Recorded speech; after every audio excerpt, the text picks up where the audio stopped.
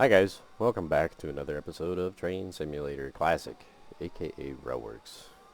Today we're going to be taking a look at a new one from WaysideWorks. Yet another narrow gauge addition to the plethora of narrow gauge that has made it to their website. You guys know I had a lot of fun with the little narrow gauge stuff. And as such, we're going to have some more fun with one today. This is a Henschel product. Little, what is it called? Henschel Fabian, something like that. I believe it's listed as a Fabia in your scenario editor. Google shows a Fabian and a Fabia. I'm not certain about the history of these particular little locomotives, so we won't be spending too terribly much time on the history of them.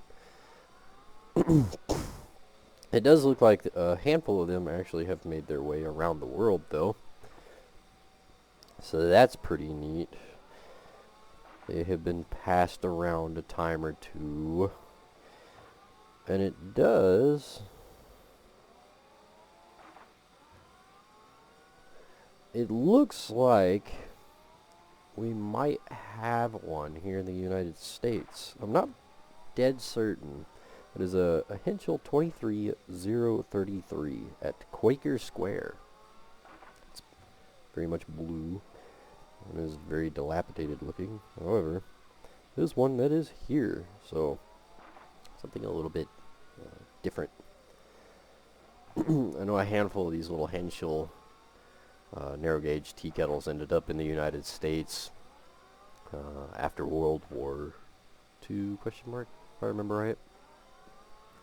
So there's a couple of them in operation on, I believe, like little park railroads, little zoo railroads, or things of that nature. So it's pretty cool. But that's about all I can really garner as far as the history goes. I think these just ended up here, there, and everywhere, too much so to really place the history specifically on them. They are a neat little locomotive. Obviously a saddle tank. Or not a saddle tank, I'm sorry. Obviously a tank locomotive. It's not a saddle tank, but it is quite neat.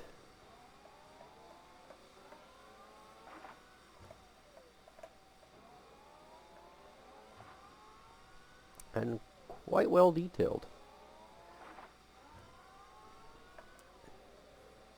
I do get a kick out of the buffer plate here. It doesn't swap out to match the couplings there, even though that coupling is that coupling.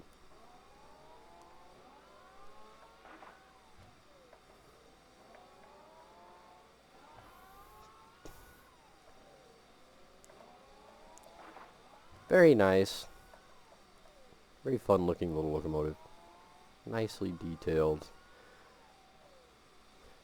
Now there is a handful of these that you will get in a huge variety of paint schemes. Unfortunately, as the story goes, they're kind of picky with TSC, so they may or may not give you an out-of-memory error. So unfortunately, we are stuck with using just the one single locomotive. However, I don't believe there's any changes between the different paint schemes. I've laid most of them out at some point or another in trying to make these scenarios, so I'm pretty sure most, if not all of them, are the same. They're just different paint schemes, so you won't be missing too terribly much. Just know you will get a plethora of paint schemes.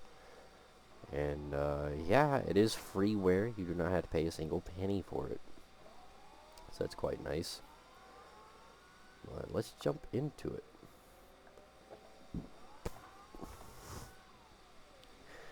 Our route today is a little, I believe I got this off of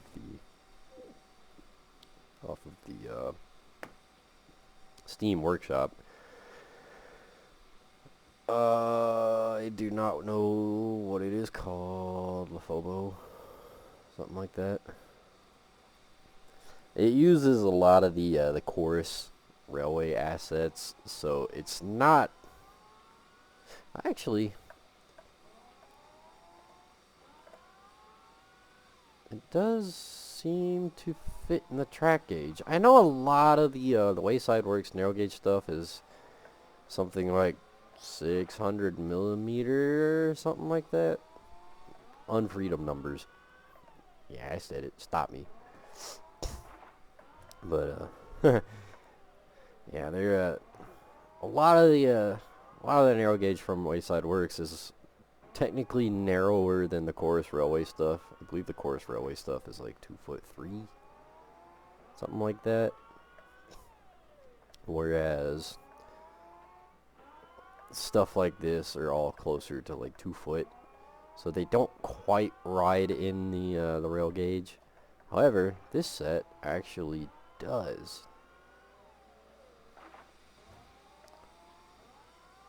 So if one really wanted to, it looked a little funky, but whatever. It's your game, your roots. You could get away with playing with this on the Chorus Railway and it not look too terribly funky. Now I'm sure it's not exact to a T fitting on the Chorus track, but it fits enough for my liking, my using. So inside the cab, it looks pretty neat.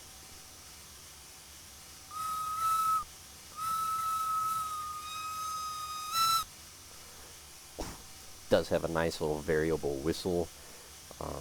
The variable whistle is only in the cab though. You won't be able to operate that with your key bindings. Doesn't look like the windows or the doors open. It is a narrow gauge, so you do not have a braking system. You have a handbrake. And in usual fashion,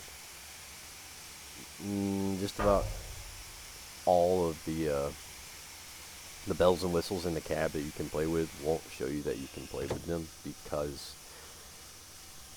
I don't know. It just doesn't. So like here.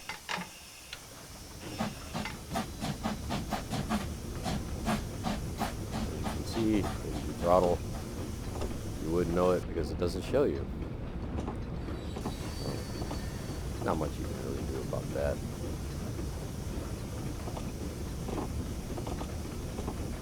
So it's a bit of a guess as to what does what. And if you have the basics of Steam down, then obviously you'll know what the basic idea of what is what and where. Most stuff is usually in the same-ish area.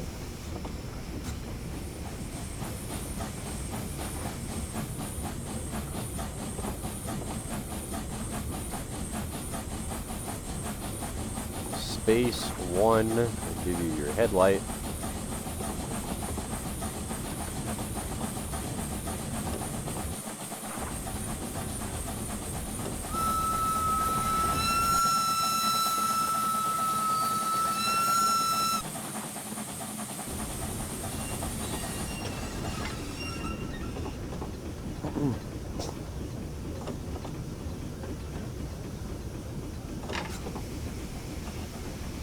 It actually is nice. Whoever did their Steam simulation did a pretty decent job. It's not instantaneous. It's not as fine-tuned as some of the professional locomotives are, but it is a lot better than some of their earlier stuff and whatnot, where there's no physics, no build-up of pressure, or anything like that. These actually do function quite nice.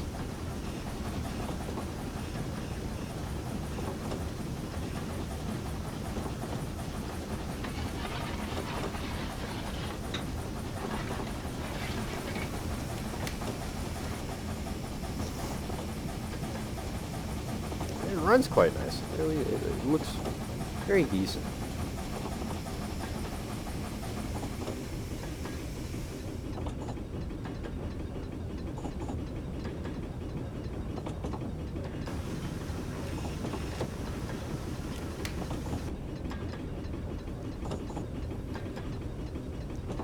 The valve gear does change to an extent. It's not really a smooth transition. It's just either up, middle, down.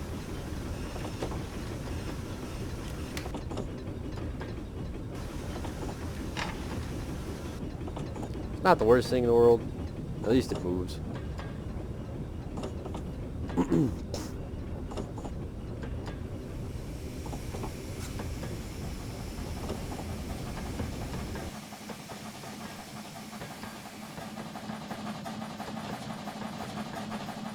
Obviously, I've never been around one of these in operating fashion, so I couldn't tell you whether or not it sounds as it should, but the sounds that it does have are pretty nice.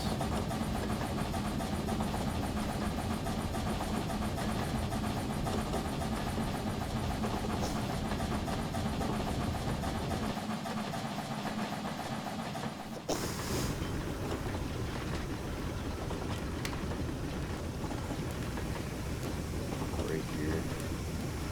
Yeah, let's go into the siding up here.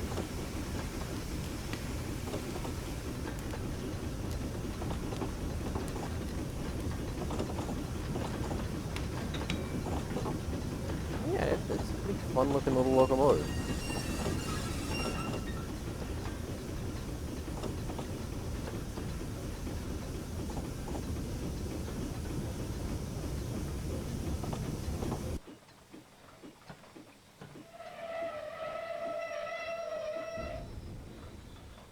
Rolling sounds and whatnot are pretty nice. The coasting sounds and such, I do like them. I think they're pretty good. I'm a bit disappointed the headlight doesn't light up though. Not with the H key anyway. It might with another.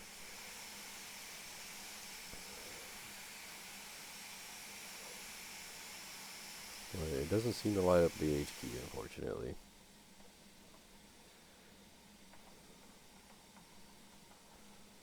So, anyways, there it is. Not a terribly long video. Like I said, I don't really have the history or anything on this thing.